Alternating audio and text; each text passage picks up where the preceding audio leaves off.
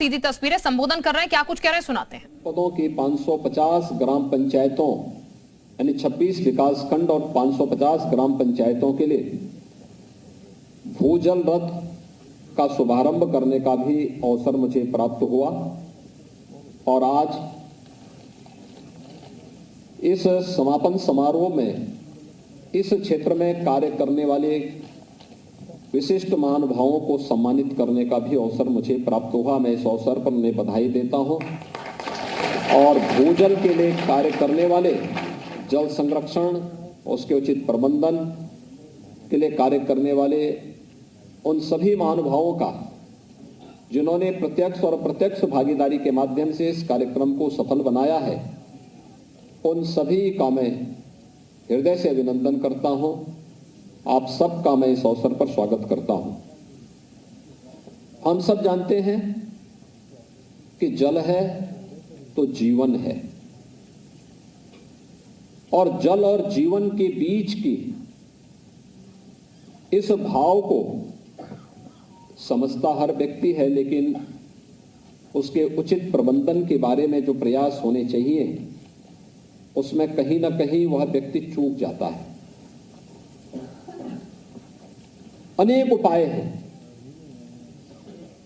आज की चिंता है, लेकिन ये आदिकाल से ही जल को भारतीय मनीषा ने बहुत पवित्र भाव के साथ उसे देखा था। पृथ्वी सूक्त में जब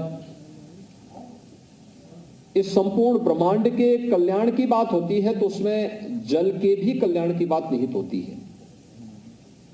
क्योंकि भारतीय मनीषा इस बात को जानती है कि जीव और जंतु सृष्टि की कल्पना इससे की ही नहीं जा सकती, इसके बगैर हो ही नहीं सकती है। और उस परिकल्पना को साकार करने के लिए जिस प्रकार के कार्यक्रम अलग अलग कालखंड में चले हैं वह हर व्यक्ति देखता है। हम सब जानते थे पहले से ही जल संरक्षण के लिए लोग पवित्र कार्य किस रूप में मानते थे, तालाब खुदवाने का काम करते थे। किसी व्यक्ति को अगर कोई लक्ष्य दिया गया आपको कोई पुण्य कार्य करना है तो वह कुआं खुदवाता था। उस समय पाइप पेयजल की स्कीम नहीं रही होगी, लोगों ने कुआं खुदवाने का कार्य प्रारंभ किया। नदियों में गंदगी न करने के लिए लोग प्रोत्साहित करते थे कि भाई गंदगी नहीं करना है, उसको पवित्रता के रूप में हर गांव ने अपने यहां भारत ने देश के अंदर नदियों की पवित्रता की जब बात की तो उसको मां जैसा पवित्र भाव दिया और गंगा मैया के रूप में हमने भारत की सबसे पवित्र नदी को मान्यता दी। तो मान्यता देने के साथ ही आप जाते होंगे गांवों में, अनेक गांवों में जब मैं जाता हूं मैं देखता हूं वहां की गांव की छोटी सी नदी, कोई छोटा सा नाला है, लेकिन गांव के लोग उसी पवित्र भाव के साथ गांव की गंगा कहकर के उसे संबोधित करते हैं। गंगा भारत की इस पवित्र धारा जो भारत के अंदर भारत की ऋषि और कृषि दोनों परंपराओं के संवर्धन में अपना योगदान दी है, वह गंगा है।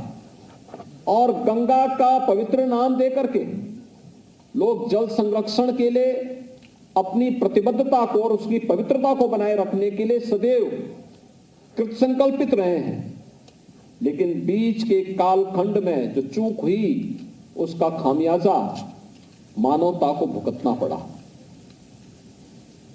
और आज उसी भाव को लेकर के कैच द रेन जैसे अभियान आदरणीय प्रधानमंत्री जी की प्रेरणा से पूरे देश के अंदर प्रारंभ हुए,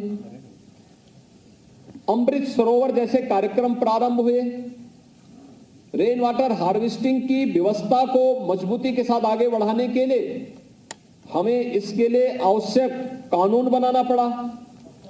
और भी अन्य अनेक प्रकार के कार्यक्रम हम लोगों को आगे बढ़ाने पड़े। एक कितनी चिंताजनक स्थिति है कि सन 2000 में प्रदेश के अंदर जितने विकास खंड